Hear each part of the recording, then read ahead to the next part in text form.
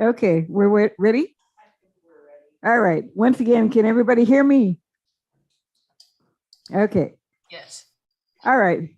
This is the fourth of this 8 session series about living abroad and some of the perspectives that I've gotten from it. So today we're talking about my first assignment in Africa.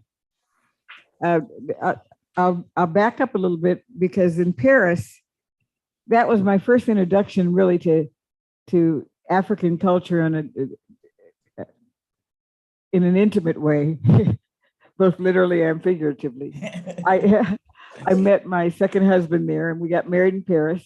He was from Togo, and he had been living in Paris for 11 years. And even though very much involved with the French culture, he was definitely, definitely African culturally. And that's when I first learned, we would go to people's houses. Most of them were Togolese, and they would have a whole lot of things for a dinner. And like an American, I would take a little bit of each. And afterwards, he said, "Oh, you embarrassed me so badly. You're not supposed to mix such and such and such and." I said, "Well, all of it's new to me. I don't know what." So I learned after that, from then on, that I would always insist that somebody go before me, show me what went with what. But the other little funny thing that happened is that there was a young Black man who came into the embassy, and he was finishing up. He just finished up his 2-year Peace Corps um, stint in Togo, and so I invited him to the house so he could meet Teo, and they started talking. And he asked him if he learned any of his language, which is Mina, and the guy said, "Yeah." He said, "Well, what kind of things?" And he said, "Well, they always called me Yovo, Yovo." And so Teo said, "Well, then you didn't learn much because you're darker than I am, and Yovo means white." He said, "But that's what they called me all the time, in the village."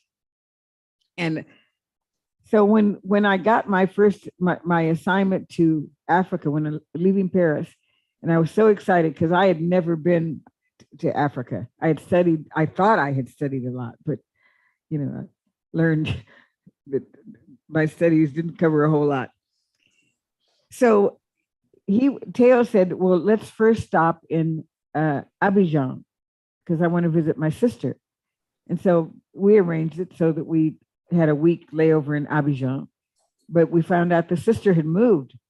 And I said, "Oh, you don't have an address for her?" He said, "That's not a problem." He says, "I know where the Togolese neighborhood is." And so we go to this park, and there are these kids there, and they're surprised when he talks to them in Mina. And they look at him and they say, "Yovo, Yovo." So he said, "Oh," he was insulted. And I said, maybe the expression has changed somewhat, and it's more cultural because you're here with a suit looking like a European and whatever. And it turned out that in a lot of countries, that's exactly what the issues were. And the French system sort of, it had good and bad in terms of their education. They were in Vietnam, they were in Fiji, in Africa, Indonesia, and their idea was that all children, no matter where they were, should learn exactly the same thing, including things that they had to memorize. And one of the things that they had to memorize was our ancestors, the Golds, had blonde hair and blue eyes. And so all the children learned to recite that. It didn't matter what. And that sort of, I said, "Oh my gosh, that's." So when we went to the first time in excuse me, first time in Zaire, and it was Zaire at the time. Now it's the Democratic Republic of the Congo. But it was, I must admit it, we got there at 3 in the morning. Most of the flights at that time did arrive in the middle of the night at, about 3. And it was bedlam, it was really scary. I mean, the confusion and, people sort of snatching your stuff because they wanted to help and get the tip. But fortunately, there was somebody there from the embassy to help us through.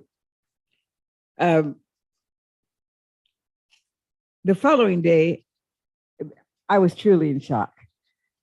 The first thing that I saw when I went out in Kinshasa was several handicapped people who I must say for 2 years, I never saw a wheelchair there. And a lot of them that could not walk or whatever crawled around, and they were, they begged for money, and they'd crawl sometimes in front of your car to come around to the driver's side, which was terrifying to me, because you couldn't see the people. And the poverty level was, more than I had anticipated. Could you put that first slide, actually the second one, not the title one, the second one on? Oh, okay. Well, this is my intro to Africa and my lessons of culture and cuisine. Okay, so the next one after that. Oh, did I have my order? This is, okay. Well, all right. Right in the middle, you see the Congo, which is the biggest country in sub-Saharan Africa. It's huge. And just to put it in context, well, we'll get into the political part later, but go to the next one. To put it, a lot of people don't understand how big the continent of Africa is, and they talk about it like it's a country, especially here. And this is just sort of you can see a lot of different versions of this on the internet, but to show you how huge the continent is. All of those countries could fit into the continent of Africa. And this is something that when I've given school presentations, the kids are just shocked. They say, God, it's that big, It's sort of as a, well, it doesn't show the countries there right now, but go back to the other one for a minute. One time I got a call at 2 or 3 in the morning from one of my friends that really didn't realize how different the time was. And I was in Senegal at the time. Can you do the arrow up? Yeah, the down a little bit, right there. Okay, and they had just carried oops. Okay, that's good. They had over and now. Do you see where Somalia is? On the other side, the orange, all the way to the right. There. Okay. They had just killed a soldier, an American soldier, and dragged him through the streets. And my friend called me and she said, "Are you okay?" And I said, "Yeah." So he woke me up. I said, "Why?" She said, "Well, they're attacking Americans over there in Africa." And I said, "Yeah, in Somalia." And she said, "Is that close to you?" And I said, "Well, you would have to go across the United States twice and then some to get from where I am to where Somalia is. It would be New York, LA to New York twice, and then a little bit more." Okay, so go to the next. Okay, and again. Okay, this was typical of what I would see in Zaire. I mean, and they didn't have any public buses. They would have these trucks that would carry people, for a fee. And there were pushers that actually put their hands on the women's butts and push them up to get into the so-called public transportation. We didn't. Okay, you can take it. Close it now. I also found out for the first time after I got there that even in the embassy people had no telephones. Of course, this was way before the cell phones, but we couldn't have any home phones because they didn't have enough wiring throughout the city to support a phone system. Just a very few people had telephones. So if we wanted to call our family or anything, we'd have to make an appointment, go in on the weekend to the embassy and have the operator put a call through. And they would have to put calls either through London or through Paris and then to the United States. So it was definitely a different kind of assignment, especially for the introduction to Africa. The most disappointing thing is when I got to started working with the embassy, we have we had what I call a mini apartheid system. At this time, I think this was 86, yeah, 1986 or 87. We had Zaire was the only country in sub-Saharan Africa that dealt with the with South Africa, because the whole world was trying to pressure South Africa to get rid of apartheid. And I go into the embassy commissary where we had the food and everything. Everything was from South Africa. And so very self-righteously, I said, even if I have to pay more, I'm not going to shop in our commissary. Then I went to the first supermarket. Everything was from South Africa. The next one, everything was from South Africa. And I said, okay, unless I'm going to fast for 2 years, I guess I'm going to be buying food, buying things from South Africa. Within the embassy, and for some of you, I'm speaking to the choir because you know about how the embassy works, but we had 4 different categories of employees. There were the direct hires, the diplomats that had to be American. There were what they called third country nationals. And those are supposedly people that they couldn't find the skill set within the country, so they had to go outside of the country and get somebody to work in the embassy and pay for everything, pay for their move, pay them in dollars, pay for their kids to go to school, et cetera, et cetera. Then another category, at that time, they were called Foreign Service Nationals. Those were the people that they hired, the local people that they hired. And the fourth category had the worst acronym ever. They were the PITS, part-time, interim, temporary. And these were the spouses or the family members of the diplomats that did, certain kind of jobs. Well, completely against our regulations, they hired almost everybody who was not Zairean for the better jobs, and they called them TCNs, third country nationals.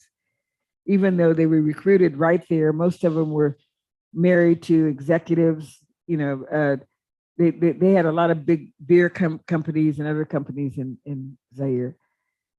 And then the local employees were paid 1/10 of what these people got, and they were paid in local currency, and they weren't even allowed to touch the photocopy machines. I mean, it really was an apartheid type of situation. Fortunately, the State Department was trying to deal with that. They had warned the embassy that they had to stop that and whatever. When I started getting to know all the different categories of people and the people themselves, and started talking and made friends, and the third country nationals knew that the State Department was pressuring the embassy to get rid of their category. And they told me, they said, if they do that, we're all going to resign simultaneously. And I told the people in charge of that, and they said, you haven't been here long enough. They're just bluffing. They won't do that. Well, summer came and they did do that. There must have been about 30 of them in key positions, and they all resigned. Well, who did that fall on?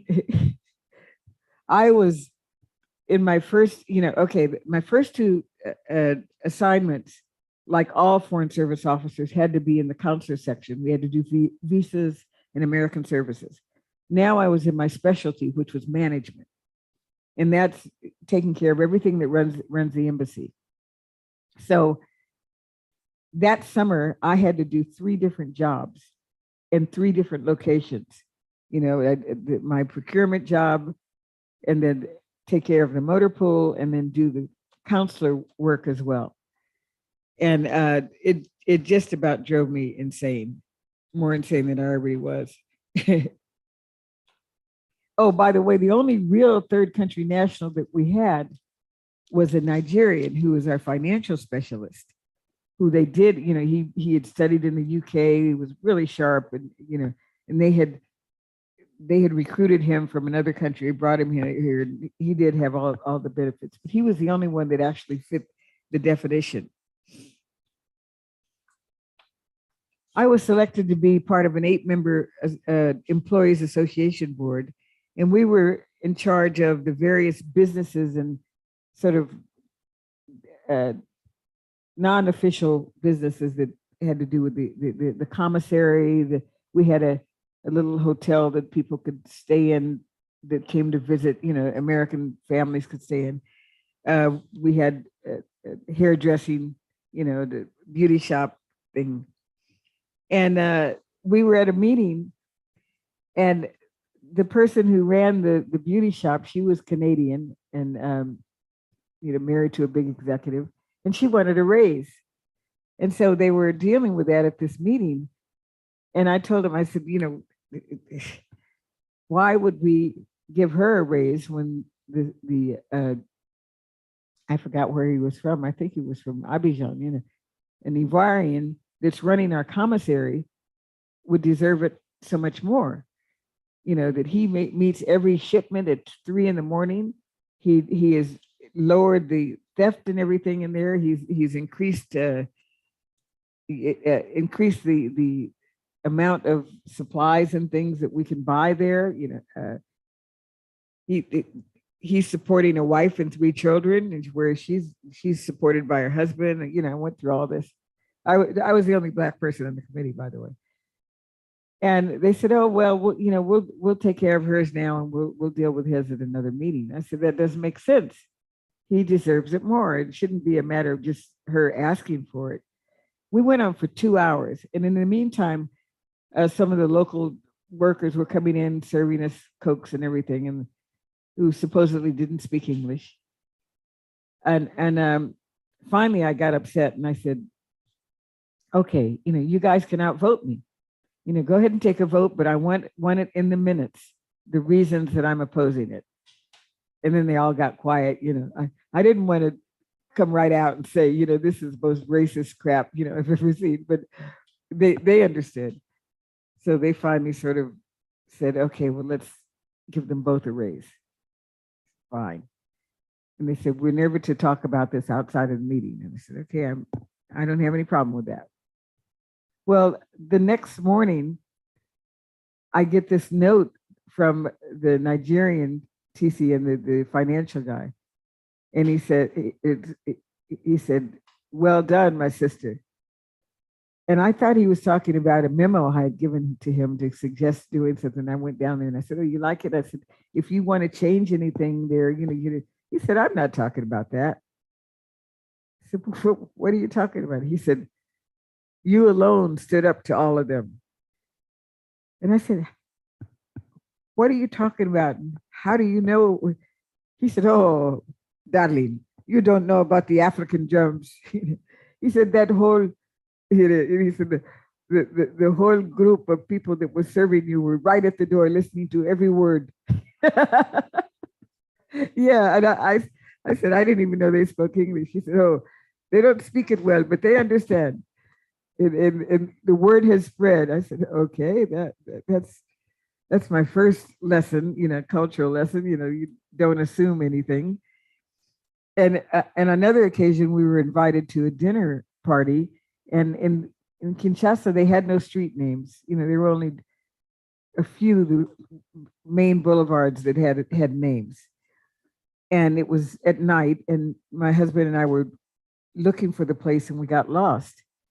And, there was no communication possible. And I said, "We'll just have to explain to them tomorrow that we couldn't find it." He said, "Oh, no." He said, "We're in the vicinity." He said, "We'll just ask somebody." I said, "What do you mean ask somebody?" He said, "You ask somebody." So he stopped somebody walking down the street, and he said, "We're going to so-and-so's house. We're trying to find his house. And he drives this car and he looks like, so-and-so." He described him. And they said, "Oh, you go up here and you make a right and you do this." And I said, "Boy, you were just lucky." He said, "It has nothing to do with luck." He said, "I'm African. I know Africans." So to prove it to me, he stopped 2 more times and stopped people on the street and asked them, and each one of them was able to tell us exactly where to go. And that little, that seems like a small thing, but that helped me for the whole 15 years I was in Africa, because I found that they observe everything that's going on, and remember they can give you descriptions. Margaret, I'm sure you've experienced similar things. Anyway, the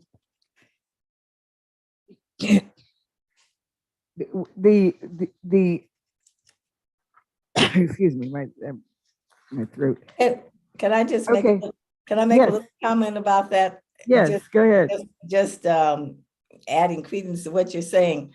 I remember I was being picked up. I was in Ghana and I was on a bus, and somebody had asked, there were several buses coming from Kumasi to Accra, and someone was waiting for me.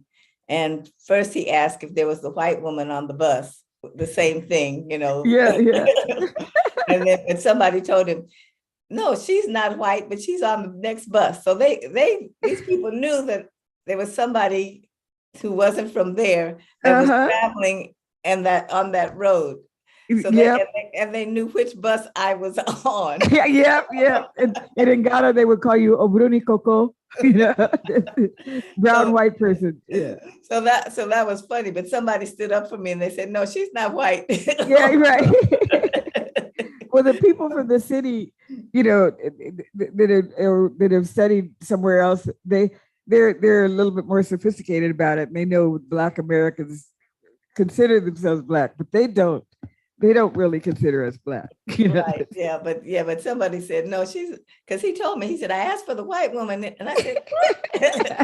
Yeah. He said, but they told me you weren't white. Yeah. Well, in the summer of '87 that's when we had this mass resignation, and it made me have to work in different places, like I said, and that too, there were some memorable events. Working in the counselor section, I had a thing that sounded like it came right out of a Tarzan movie. We got a message from an American couple saying that their son had gone on an adventure to Africa, and they hadn't heard from him in 2 weeks, and they were very, very concerned that he was supposed to go with 2 others, but at the last minute, the other 2 backed out, and he decided to go alone. White kid, about 24, I think he was, 22 or 24. And they wanted help from the embassy to find him. And first of all, I had never worked in that counselor section, and I didn't know crap about how it functioned. But secondly, the Kinshasa is down in the south. The jungle area we had no representation there. And so I turned to the 2 local employees and I said, there's nothing we can do. He says, oh yes, there is. Can you bring up the next, I think it's the next one.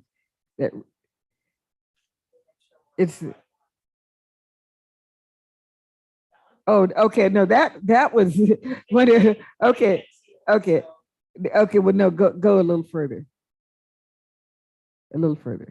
There, stop right there. Yeah. So they point to I can't see them anymore though.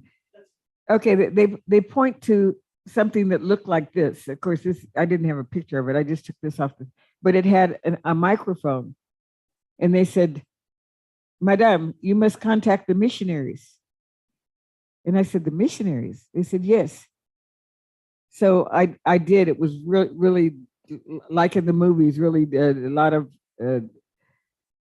scraggly voices. Hello, and I told them the situation, and they said, "We'll contact our outpost and have them, spread the word and see if we can locate this young man." And so you can take it off now.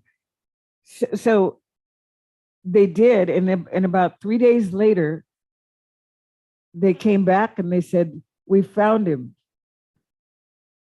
He's in a very small village where we don't have any missionaries there, but." And I said, "Well, how did you contact them?" They said, "Oh, we put it out to our post, and then they sent it out by drum." the message by drum. And they got a response back saying that they had found this young man unconscious in the jungle. He had malaria, and they had transported him back to their village and given him medication and everything. And that he was now conscious. And as soon as he was able, they would send him downriver. And I was like, good Lord. You know, for me, that was something that was just unbelievable. And we did get him back, and we got him back to, you know, he was young and stupid, you know, hopefully he learned his lesson. But they found him, they nursed him back to health, and they got him downriver, you know, and he was fine. The second biggest thing that memorable event while I was in counselor was that there was a Zairian who had studied in the United States and had become quite accomplished. He was a scientist, and he was, they had granted him a visa to become a permanent resident, you know, legal resident.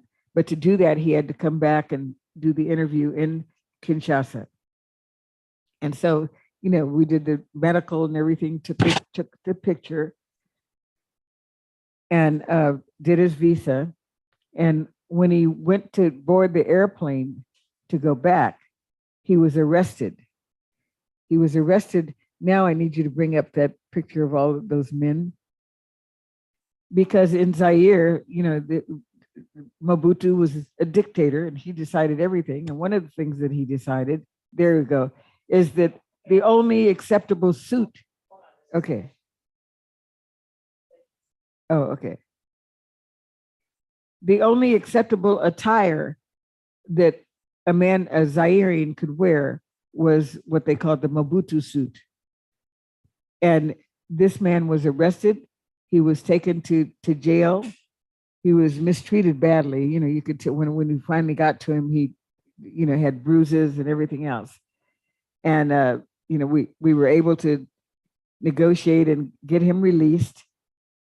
And then we got him a Mobutu suit and took another picture. And then, you know, he was on his way. I doubt if he ever went back to his home country. Okay, you can take that off now. Then the other memorable event, unfortunately, was a missionary woman who was originally from Jamaica. And she, you know, was with a group of missionaries, and they were swimming in the river or the lake, and she literally got killed by a hippo. But she was not an American citizen. She was a legal permanent resident. And at that time, it might still be the case, but they made the distinction that we could only service American citizens, even though she had lived in the States for 30 years, had no family still in Jamaica. All of her family had immigrated to the States. And so, you know, we had to put up a big fight on that one, but we did, and they did let us ship her remains back to the US. You know, her relatives were willing to pay for it, but it was just a matter of, you know, the technical rules. So that was an eye-opening summer.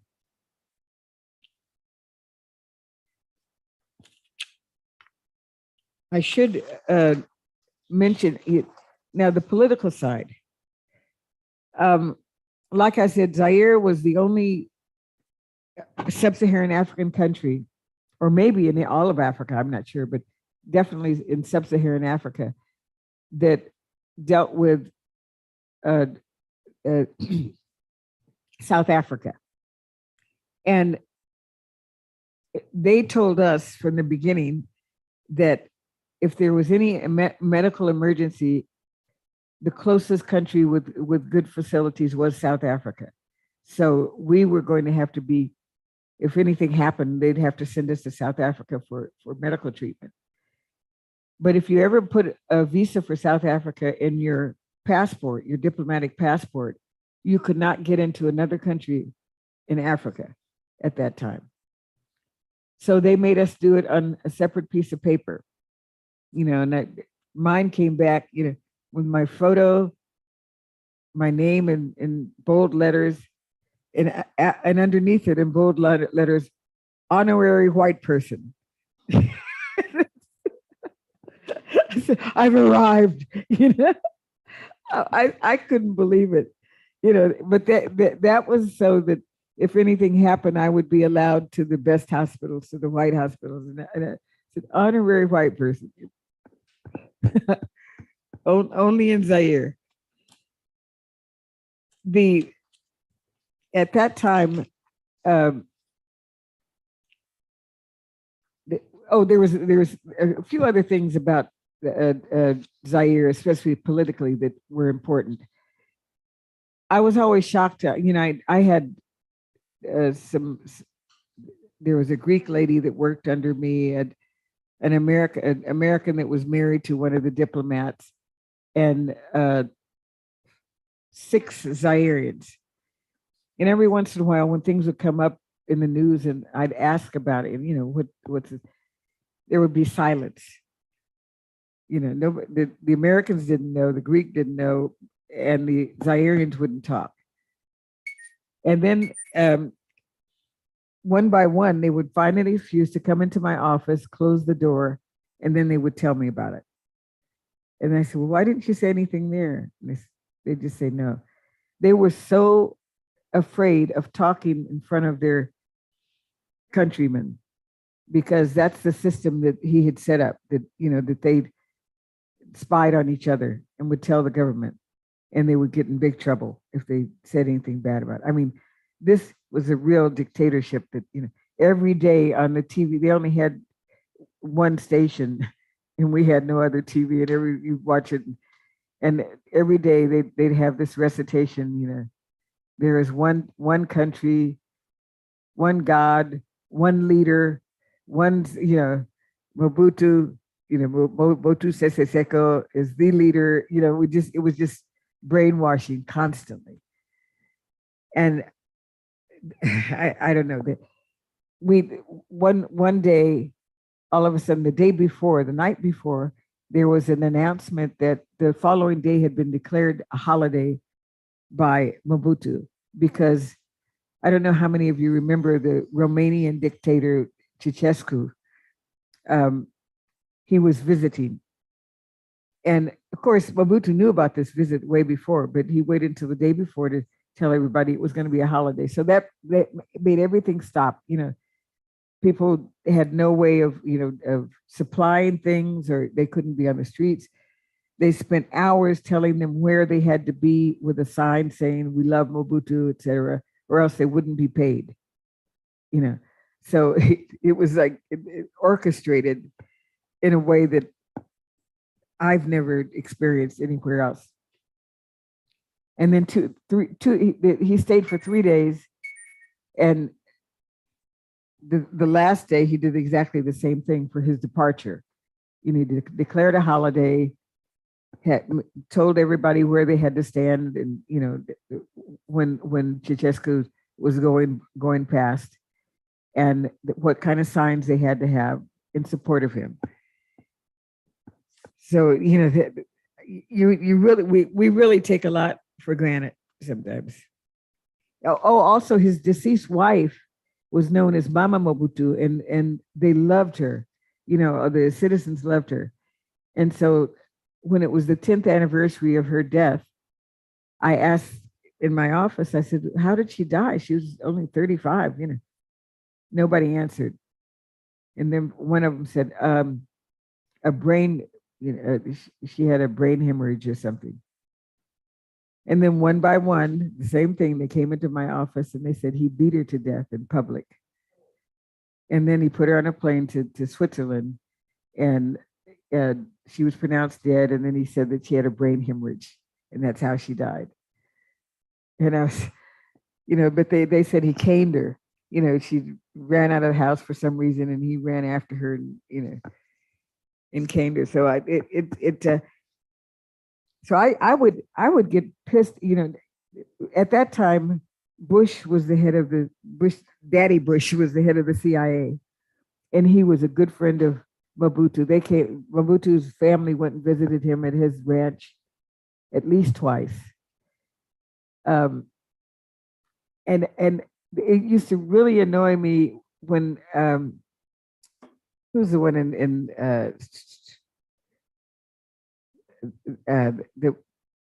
that we caught, and yeah, Hussein. Well, at that time, Bush Jr. said even if there were no weapons of mass destruction, he was a dictator, and we're against dictators.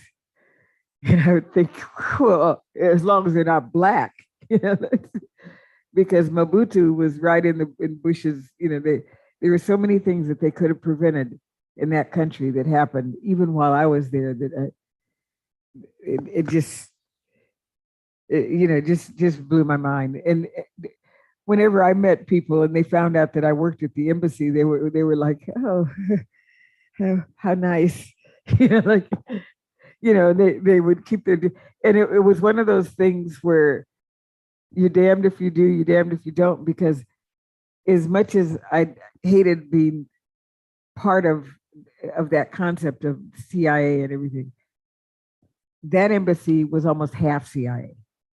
So I didn't want them to lose that suspicion, even though I hated it being me being part of it. But it was like, there's nothing I will do or say to try to tell them, oh, you know, don't be suspicious of Americans, because we really did have a lot. There was a lot going on while I was there.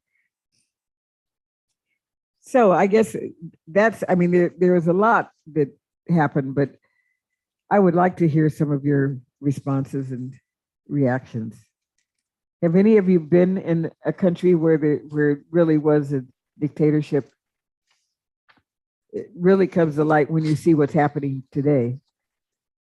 Even though we don't call Putin a dictator, but you know. Judy, hi, yeah. Judy, good to see you. Hey, Margaret. Hi, I'm going to just respond to the first part and let others respond to the second part. But one, thank you very much for the presentation. I thought it was fantastic, kind of taking me down memory lane. But I think what we as an audience should take away, you're in the DRC during your first tour. And I think we sometimes think that telecommunications and communications in general are as efficient as they are now.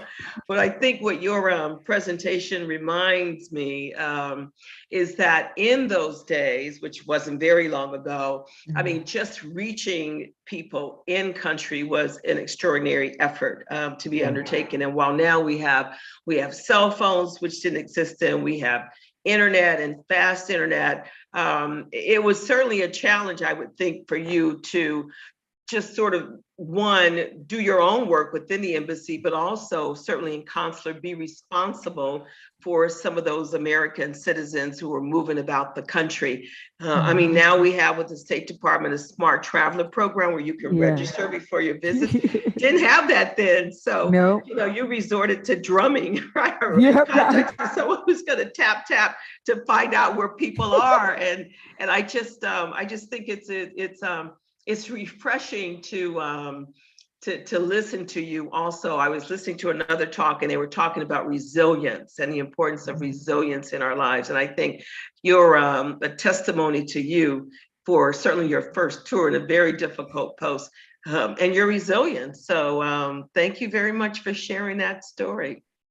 Well, thank you, Margaret. I learned a lot, you know, and one of the most important things that I learned was that when you deal with people as people, I mean, it really pays off. I learned a little bit of Lingala. It's an easy language, and you know, and the way that they would react when you know you addressed them in Lingala. We had a thing at the embassy that they were holding up our shipments, and another Black officer that had just arrived at post. We sat down and we talked about it because she was going to be the shipping officer. And she said, everything is being held up. And I said, why don't the two of us go down to the office and, you know, take some little gifts? She said, we're not supposed to bribe. I said, no, I'm not talking about bribe. I'm not talking about big gifts. There's candy and whatever, You know, a bribe is when you're giving it in for something. I'm talking about just go down and just talk to, and we did. We literally went through. We introduced ourselves and we took, you know, some candy and other things and just laughed and talked with the people who were doing the work, not the big boss. And we did get to the big boss as well, you know. But they turned around and in 2 days gave us 30 shipping approvals. And she said, wow, we weren't expecting that. We were hoping they'd loosen up a little bit, but you know, just things like that, just, you know, being aware of people and treating them like not, but in that country, one thing that really did bother me, and it was true in the Central African Republic as well, I think you see it much more in Central Africa than elsewhere, is that, and I'm going to insult somebody now. It reminded me of a lot like Louisiana used to be. You know, if you're white, you're all right. If you're brown, stick around. If you're black, stay back. I was in a local supermarket, and I'm standing in line, and the cashier says, "Ma'am, come," you know. And I said, "What?" She said, and she was black. She said, "You don't have to stand behind all those black people." And I said, well, what? And in another situation, I was at a little outside thing, and the lady stopped dealing with the local people she was dealing with to turn to me. And I said, "No, you can go." She said, "No, no, no, no." And then a white lady came up, she dropped me and you know, went to her.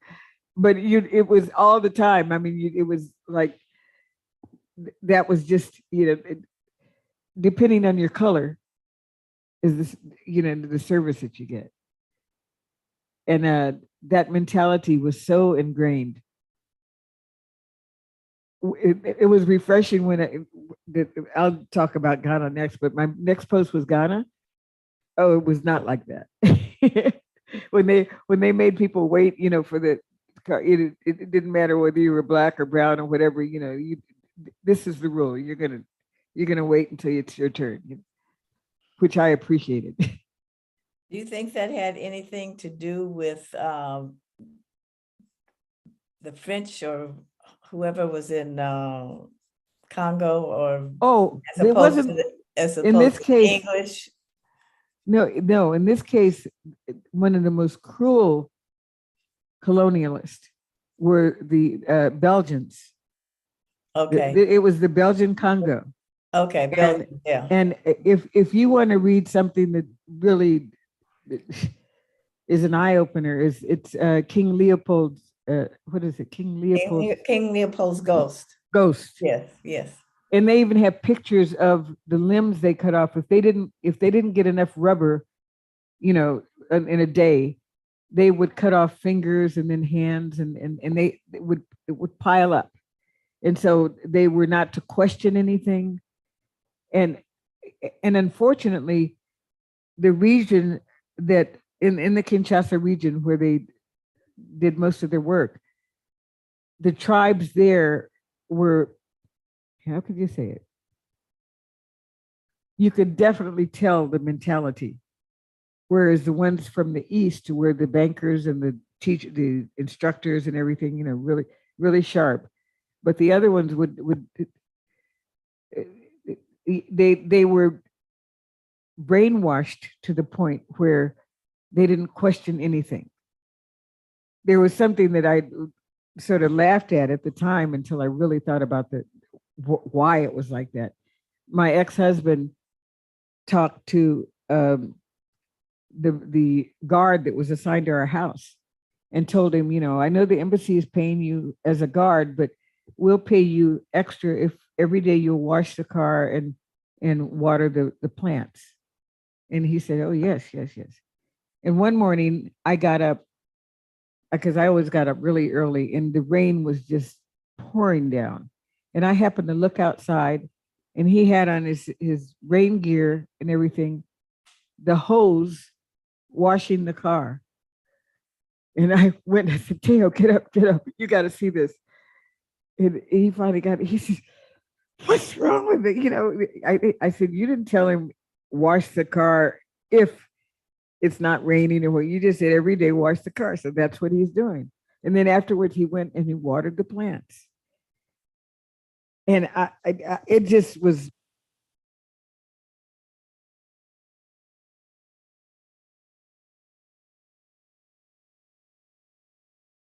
Can't hear you. We can't hear you.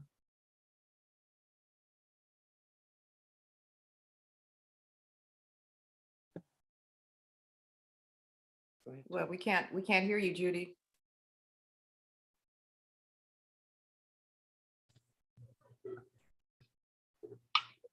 I think Anise is taking care of it, you guys. Maybe her mic died. Can you? Her battery just died. Oh, We're gonna try to do it from the camera directly. So you can go ahead and take that off. take that off. Okay. I had a comment. Yeah, I had a comment also, kind of piggybacking on what you said. When I was living in Senegal, and my husband went away for a month, and we had a guard. And when my husband came back, he told my husband the water faucet is leaking in the backyard. He didn't tell me, because it's like I'm a woman, right? So he had to tell. He let all this water just get wasted, our water bill, because he had to tell the boss. So go figure. It's. Can you hear me now? Yes. Okay. All right. I'm trying to lean into it. My Okay. ex-husband. Yeah. Right. No. What is that? I said my ex-husband. Oh yeah. Yeah, that's okay. Yeah, right. Gotta clarify that. Yeah, better get it straight. Real quick. Well, I have two exes, but the one passed away, but the one that from Togo, we're still friends. I mean, we still stay in contact. I mean, there's no real hostility with it. But yeah, it was quite, and I must say that just like your experience, Elena,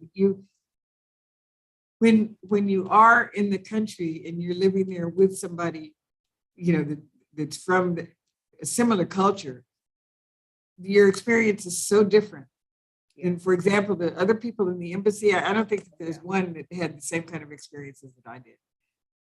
Because we would go to, when we would go to clubs and things like that, they had no idea who I was or what I was.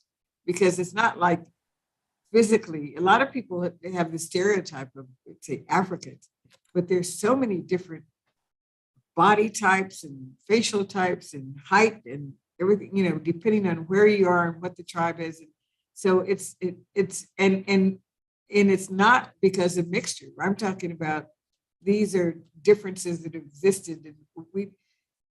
And I'll tell you, I think I might have mentioned it the first time, but one of the things that bothers me is that we don't realize that the whole idea of Black or African or Indian is something that's imposed by the Europeans.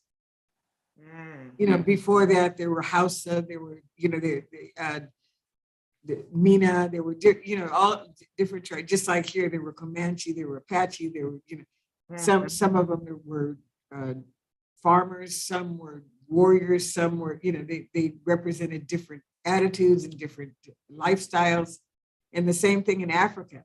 So when when people would say, well, they sold their own, that's only partially true. If you take the outsider's definition of who they are, then yes.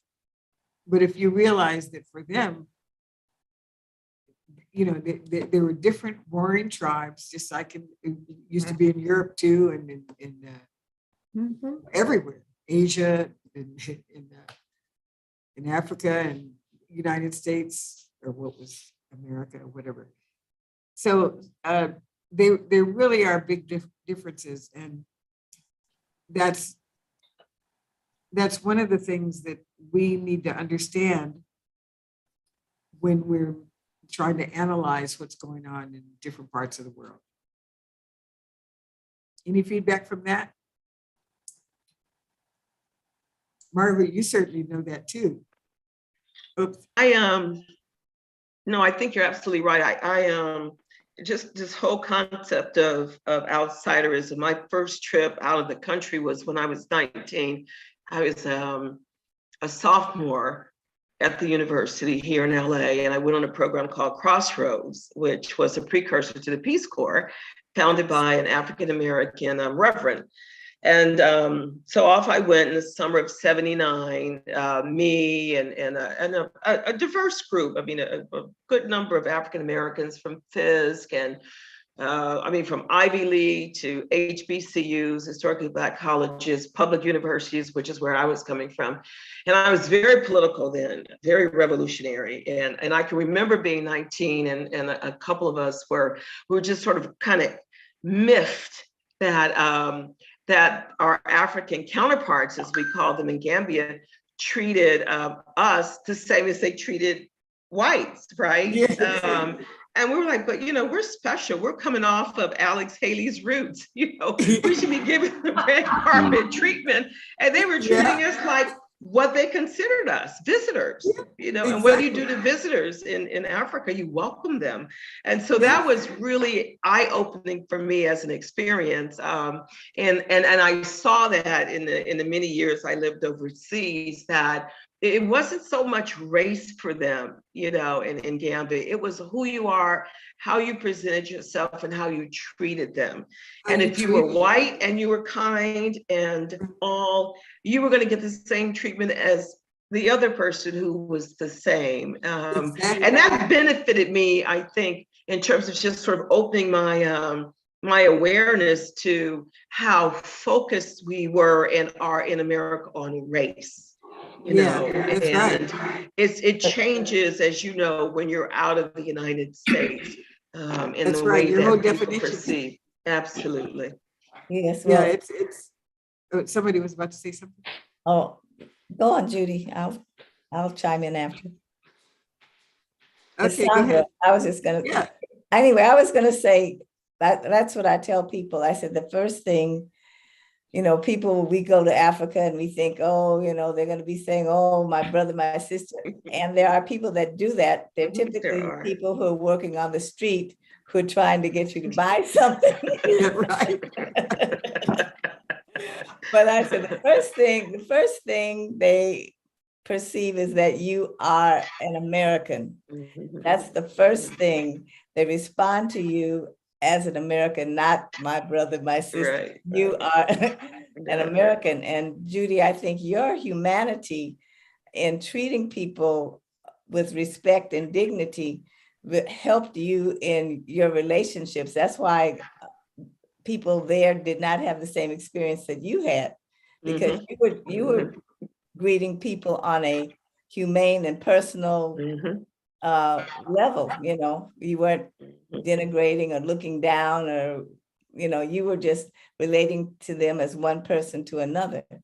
So and that's what I say, as you get to know people, then you become their sister or their brother, after you have developed the relationship with them and they see who you are. Yeah. I feel really fortunate because this was instilled very early. Some of you know a little bit about my background. I didn't grow up, without. My father was a surgeon. We had this big house, etc. It was in elementary school. It was a white elementary school, and I remember, when I say white, I mean janitors, cafeteria workers. Everybody was white. My brother was the first Black there. And when I was in the first or second grade, my brother came home, and he was in the fifth grade, and fifth or sixth, he came home, and at dinner he said, "Yeah, guess what? They got a colored lady working in the cafeteria." And my father said, "Why are you saying it like that?"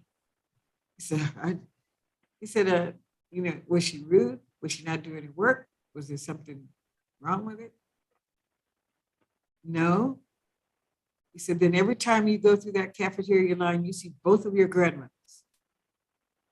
Because there's nothing wrong with being a cafeteria worker. You know, both of your grandmothers worked in somebody's kitchen, took care of somebody's kids.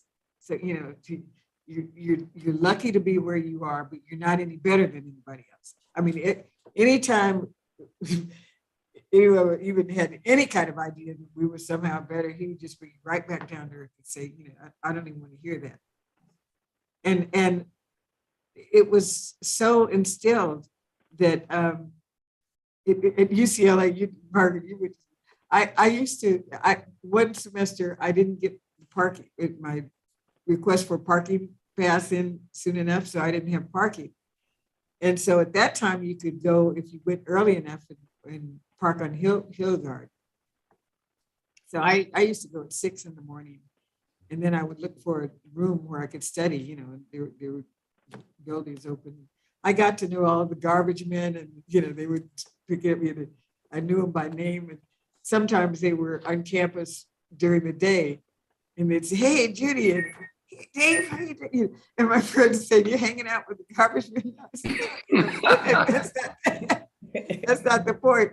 But then one time when I had to do a paper and I didn't get it typed, and the typing room wasn't open yet, and I was sitting there almost in tears, you know, and an older custodian came in and he said, oh, baby, what's the matter? You looking sad. I said, it was just that I'm, you know, under pressure, and I don't know if I'll have enough time to type up this paper because the typing room doesn't open it.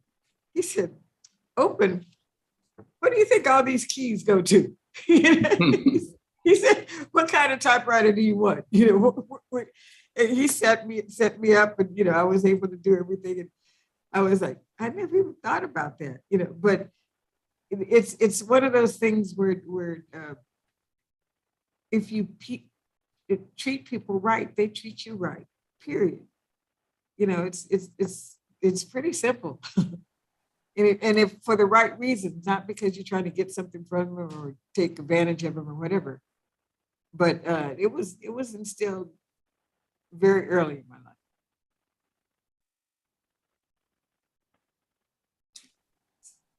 Anyone else?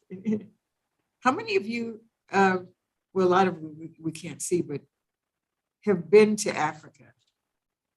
I know some of you that have, but the other ones don't have pictures or stuff, so we can't get a response. Is anybody putting anything in the chat? Oh, okay. It would just be interesting to know. Go ahead,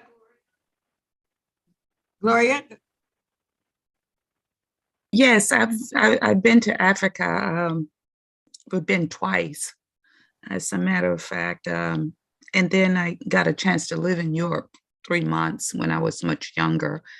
I'm sorry, live where? I lived in Switzerland. Uh-huh. And that was an experience. Like I said, things were different then. But I thought I heard you mention something about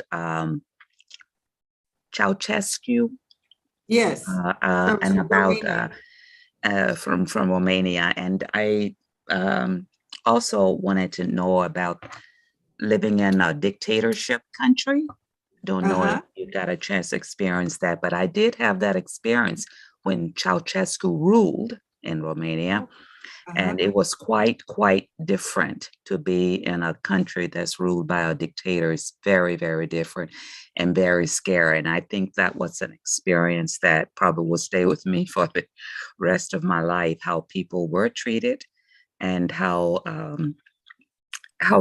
different things can be when you're in a communistic system in that part of the world. But I know that people hated him in Romania. He was just hated, most hated.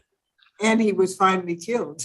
He was killed. Yeah, he was killed. And I think I was told that when they had his body on display, and he couldn't be dead enough that people will come by and actually spit on his dead body. It just couldn't be enough with the anger and the misery that he evoked on the people in Romania. So it was just I don't think I can live there. I mean, even though I was there and I saw, and it concerns me now when I think of freedoms and communism and living on a dictatorial system. It's What terrible. countries in Africa did you live in? I didn't live in Africa. I just we went Oh. to Senegal and Nigeria. Nigeria was at that time in the midst of transition. Uh-huh. So there was Nigeria. We did spend some time in Egypt. That was a little different too, because it was like the modern with the old. We saw cars, but at the same time saw horses and buggies at the same time. We went to Kenya, spent time at the university there. Also, I got a chance to spend some time in the Ivory Coast. We spent some time there too. And I think we spent I didn't get a chance to go to Ghana. Spent most of the time was spent in Kenya, Nigeria, Egypt, and spent 3 or 4 days in Senegal. But spent most of the time exploring the African trade and the slavery. Uh-huh. That part of the history. I do want to jump in and one thing. Maybe you didn't hear the reason Ceausescu came up is that I was living in a dictatorship, and even though it wasn't communist, it was one backed by the U.S. It was just as cruel and just as vicious, and that's why. And he was a close colleague of Ceausescu. Yeah. And that's, I wouldn't have even known the name had it not been for that visit. And well, I probably would have from the news, but Yeah. that visit to his friend Mobutu. I didn't know. When you mentioned that, I said, "Oh, I guess kindred souls." I guess because he was horrible. They were definitely kindred souls. Yeah, kindred souls. So just one of those things. But There anyway, was a lot of brutality. yes, a lot. The people that we visited, we were in Romania. He sanctioned things off. Some people had heat. Some people did not, especially the elite. Only the ones that backed his regime had some privileges, but it was just a dark time when we were there. Well, Zaire, now it's the Central African Democratic Republic of the Congo, but to this day, they have more, sorry about that. They have more natural resources than any country in or outside of Africa. And the difference between the haves and have-nots was just extraordinary. Yeah, I believe, yes. They lived in practically castles. Yeah. And I remember one time being on the road and the traffic was backed up for at least a mile. Yeah. And I was about the 6th or 7th car from where the backup was. And it was two people from his cabinet that stopped in the middle of the road to greet each other. And nobody would even honk. Nobody would even honk. And it lasted for about 15 minutes, and then they got back in their cars and took off. And, they were in the opposite direction, so they were blocking both sides of the road. But I thought that, in the States, somebody would have gotten out, probably whipped them or something, I don't know. But they would, but the fact that nobody would even honk because they were big people, as they called it. Big, yeah. So the dictatorship it's a whole different ball game. It's a whole different ball game, and it's frightening. I hope nobody else has to experience that. But the other thing I should have mentioned about Zaire, that some of the positive things. One time I had a car breakdown, and it was going back to my house and going up a hill, and it was almost dark. And I was like, okay, again, no means of communication. I did have a radio that I could have radioed the embassy, and it would have taken them about an hour to get to me. And these two guys that were walking up the hill happened to turn around and they walked back down. And they said, you know, are you having trouble? And I said, yeah, my car just stopped. And so one of them said, I'm a mechanic, maybe I can help. And I said, I have no tools, no flashlight, nothing. He said, oh, don't worry. I said, wait here. And they went in, you know, it was right at near the jungle area. They went in, they came back with a little rock, a pointed rock, a piece of bamboo, some twigs, and some vines. I was like, What? what?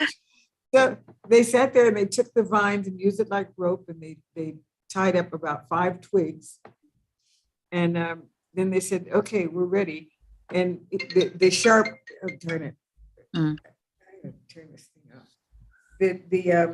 The sharp rock he used as the tool. Mhm. And I can't turn it off. Turn it. Mm. He used as a tool.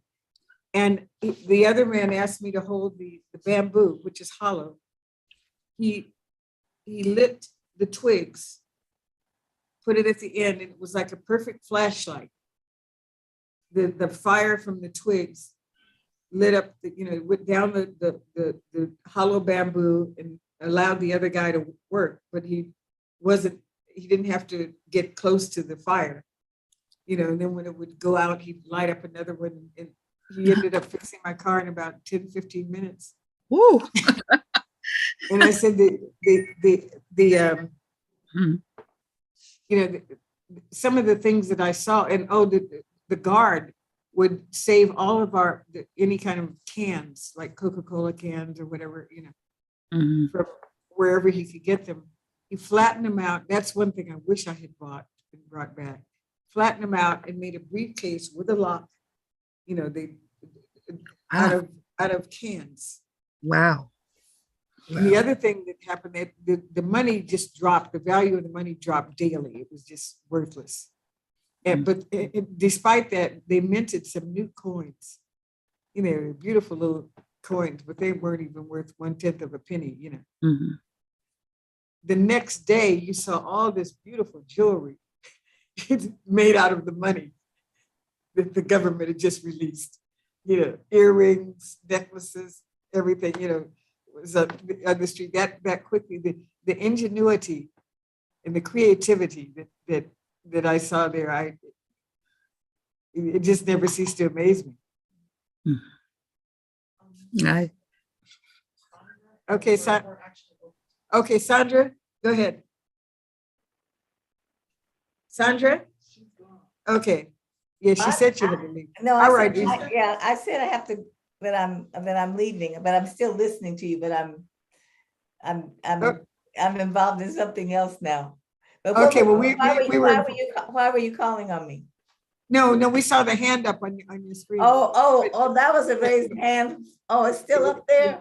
Oh. Yeah, it's still up there. But we're over time anyway, so I do appreciate this. Huh? Oh, Denise, where are you? Hi, okay. Hi, Judy. Hi, Denise. I'm sorry. We can wait till next time. I just wanted to ask about. I know that currently, there's a lot of discussion going on now about who has, I guess, the ear of Africa, if you will, especially when we're talking about NATO and Russia, Putin, and China.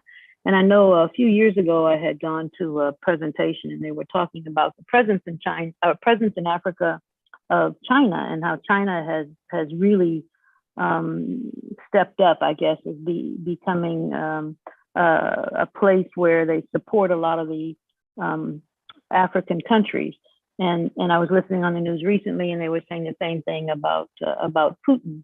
And I was just wondering, when you were there, was there ever kind of this feeling or hierarchy, if you will, of how Africans felt about the great powers of the world, if you think of them in that light, whether it's the U.S. or Russia or China, or maybe you can talk about that next time if that's too much of a loaded question for the end. Yeah, it is a loaded question, but I'll say very quickly that the Chinese, I mean, one Chinese diplomat that talked to me and even gave me a CD that I wish I had not lost. But US had a 5-year planning program. They had a 25-year planning program of how they would penetrate Africa. Even back in the 80s, they had built every African stadium, you know, in sub-Saharan Africa that existed. They would send the Chinese there and they would actually camp at the thing and build. They've built most of the roads. Now, the discussion we could get into is who does it help and what, you know, at what cost? And that's a whole different thing. You know, I don't necessarily say it's a good thing, but they are definitely involved. They've had a long-term program to do that. The Japanese too, they train, they send mechanics to Japan to train for a year or two, pay for everything, so that all they can work on is Japanese cars. You know, and the Chinese. Yeah, it's interesting because, you know, they're also talking a lot about the fact that the African countries and NATO wouldn't vote against Putin and in this whole Ukrainian effort because of some of the things that Russia, I guess, had provided to some of these countries, and that the African countries wanted to stay neutral, you know. And so I think that's an interesting next time we kind get of scenario together, to talk about. Remind me to talk a little bit about 2 countries that I haven't lived in, but what happened between Somalia and Ethiopia, because they switched allegiances and they were working against each other. But fortunately, since one of them only had things made in Russia that they couldn't get parts to when they switched to the US side, and the other one had things from the US when they switched to the Russian side that they couldn't get parts to, they weren't able to do a lot of damage to each other. But it was an interesting scenario. Okay, well, thank you, everybody. And a special thanks to you. Thank you, Linda, for joining us in person. We want to see more of you here. Yes. Okay. All right. Thank you, everyone. Bye-bye. Thank you. Bye. Bye-bye.